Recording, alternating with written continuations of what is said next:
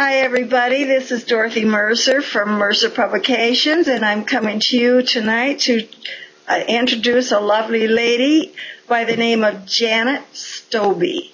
And Janet will tell us about one of her books, but she's quite a prolific author. She's written 4 books, and she has another one coming out soon. So, Janet, tell us about your Christmas book. Okay, this is a collection of short stories. And it's called Can I Hold Him?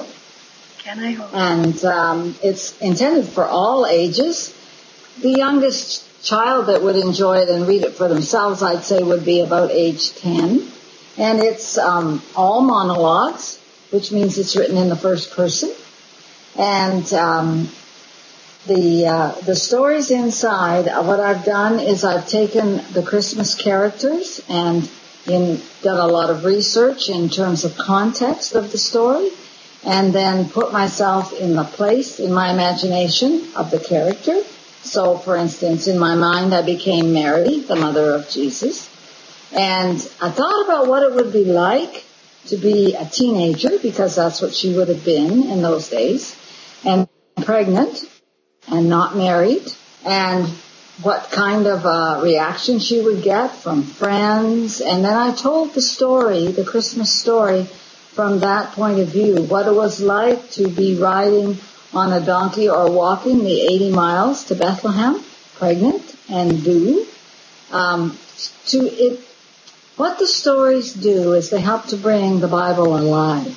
And the Christmas story has a lot more relevance for our daily life if we really think about the characters, who they were and what they were feeling, because the Bible only gives us a very sparse little story.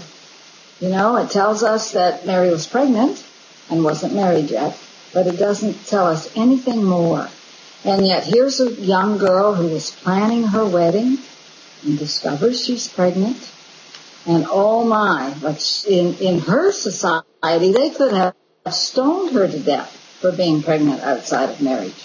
And so if I was a young teenager today, a teenage girl, I might identify with the story a whole lot more when she reads this one. The same thing goes if you were a young mom and pregnant or could remember being that way. You'd identify with the story a lot more too if you thought about the fact that Mary was actually pregnant and riding this donkey and having her baby and no place to stay the night.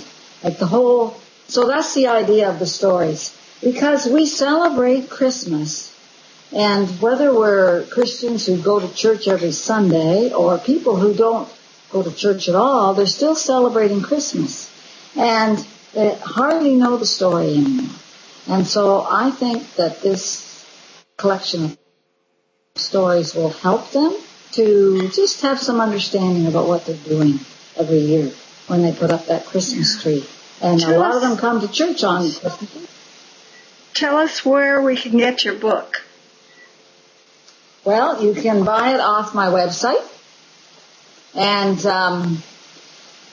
I need to give you revjantheauthor.blogspot.com. And I'm just in the process of building a whole new system with the blog and my website together. But right now, at the moment, if you're going to buy my book, then you need to go to revjantheauthor.blogspot.com. And there's a PayPal set up there for purchasing. And then I'll mail it to you, and I'll sign it. Oh, that'd be great. And just who do you think would benefit from your book or would enjoy your book? Well, so far I've sold almost 1,000 of them, and all ages have bought it. Mostly the people who I've talked to that have bought it have been grandparents buying it for grandchildren or young women who are wanting to read the stories to their kids.